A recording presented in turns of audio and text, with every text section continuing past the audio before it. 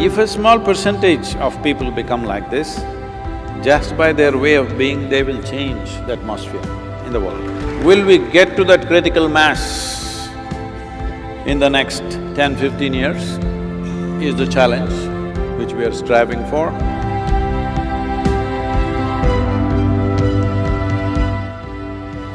Namaskaram, Sadhguru. I am living in the ashram for around 2 months. This place is so conducive for sadhana. I fear that if someday I have to travel outside or go home to meet my family, I will not be able to adjust. Is that once a person lives in ashram, he or she is unsuitable to live anywhere else?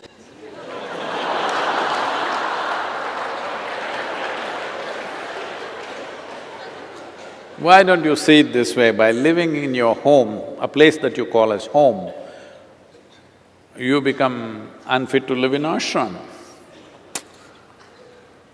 But I managed for 2 months.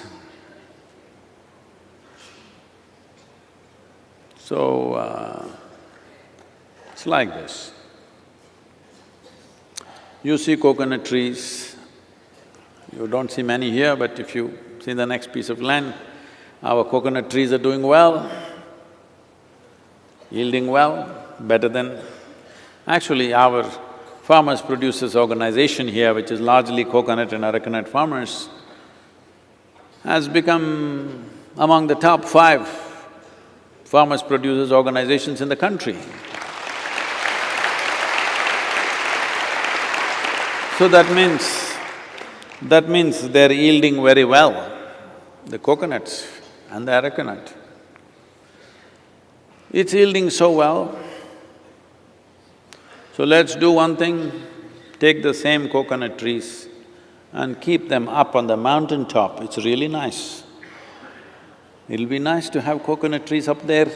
When we climb up and we are very thirsty, having a tender coconut out there will be fantastic. But if you put the coconut trees up there, they will all shrivel up and die. Because different types of life needs different types of ambience, different kinds of soil, different kinds of climate. For a human being to flourish as a human being, if you want to flourish as an engineer, maybe, I wouldn't say that, but maybe, because we are not building as much as we should, so maybe this is not the most conducive place. If you want to thrive as a doctor, maybe this is not a conducive place, not enough sick people. If you want to be a lawyer, if you want to thrive as a lawyer, not a good place, because not enough disputes, so you can't thrive as a lawyer. But if you're seeing how this being should thrive, it needs a certain atmosphere.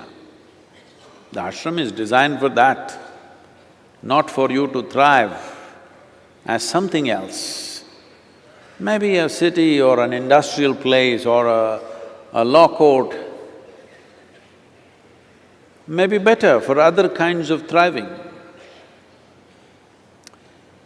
But if you want to thrive as a being, the entire atmosphere has been created for that. But if you want to thrive as an ego, very bad place to live, very bad place, not good. You will shrivel up quicker than a coconut tree on the mountain. So, different spaces are created for different reasons. First you must decide what is the purpose and direction of your life.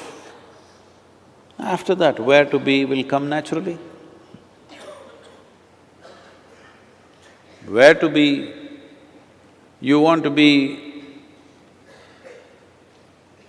an industrial engineer, but you go and sit on the beach, no good. There's nothing to do there. Beach is for people who are holidaying, vacationing, just sitting there, enjoying the ocean and the sand and whatever. That's not a place to go and build an industry. So for that you have to be in one kind of place. But you want to thrive as a being, you're not interested in thrive as a profession, but you want to thrive as a being, then this is the place. That's why this place is created. I wish there were thousands of places like this across the country and in the world, but unfortunately it's not so. Because in the last few centuries, this entire system has been dislocated in many different ways. If you do not know this, if I mention the name Krishna, people will think of butter, flute and girls. But Krishna created over 1,000 spiritual ashrams in his lifetime in the northern plains. Well, nobody talks about it because according to their interests they speak. All that infrastructure has been razed to ground because of serial invasions that this land saw continuously by very wanton and cruel people who destroy everything that's not like them. If you're not like them, you're dead. That's their policy. It has taken a big beating, but it's time to build it back.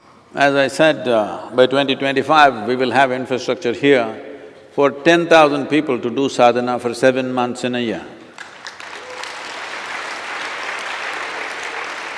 The idea is to build enough infrastructure so that there is substantial, spiritually strong, not belonging to this group or that group, but internally stable and settled kind of population. We don't need to do this to all the 7.3 billion people. If a small percentage of people become like this, they don't have to teach anything. Just by their way of being, they will change the atmosphere in the world.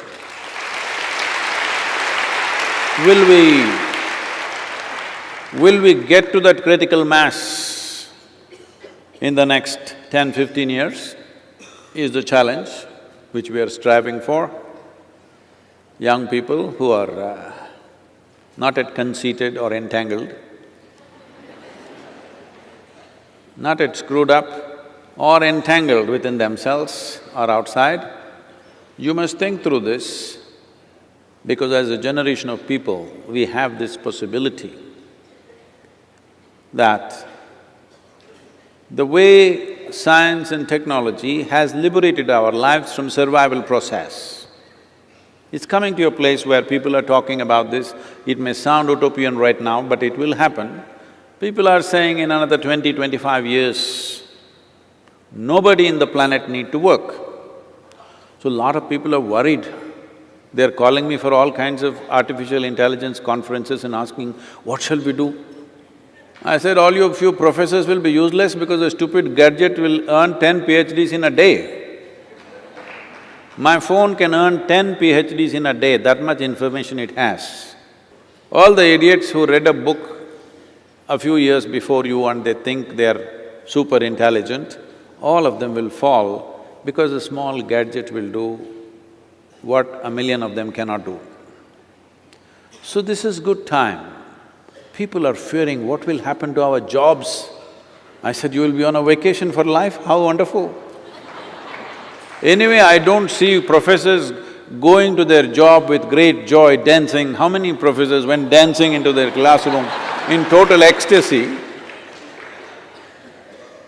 Now your phone will recite Gita, Vedas, Quran, Bible, whatever the hell you want, with total analysis. Which page do you want? Which subject you want? If you just ask, I want to know about what God said about liberation,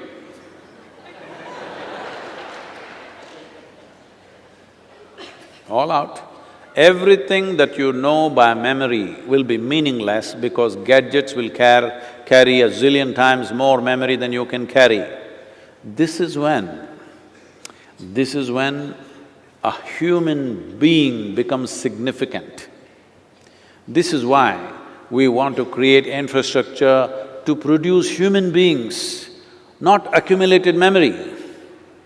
This is what dissolving or demolishing your karma means. Instead of being an accumulated memory, you're becoming a being. So this atmosphere is created for that. If you think you have completed your mission, you should not have any problems anywhere. If you are work in progress, then you should not be living. You must finish the job, because a half-baked thing could be trouble, you know. So, it's important that they're all afraid that they will lose their jobs. I'm looking at how will I handle? Because once they don't have their jobs, all of them, initially they will freak and fret and drink, but then they will all come. We need to have both physical infrastructure and human infrastructure, because being human will become the most important thing once all these damn things are done by the machines.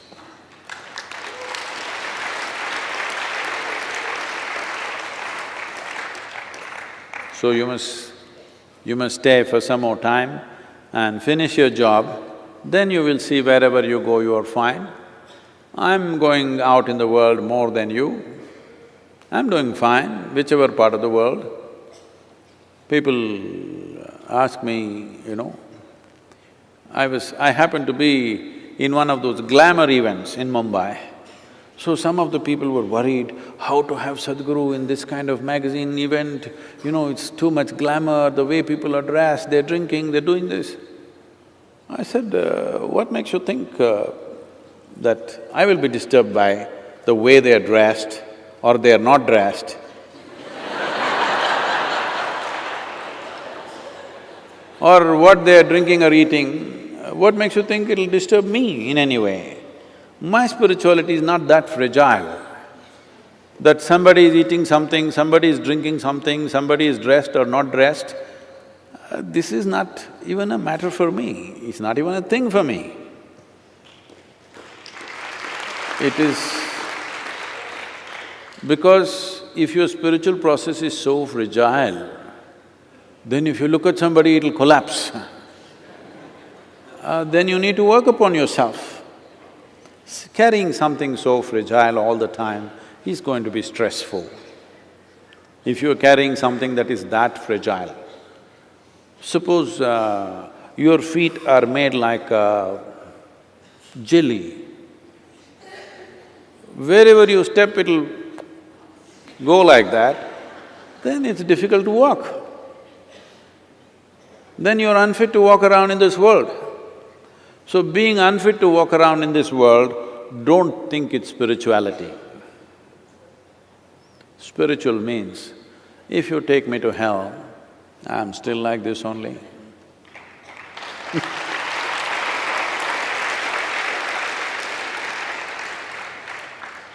No, I didn't say your home is hell, but I said, you said something.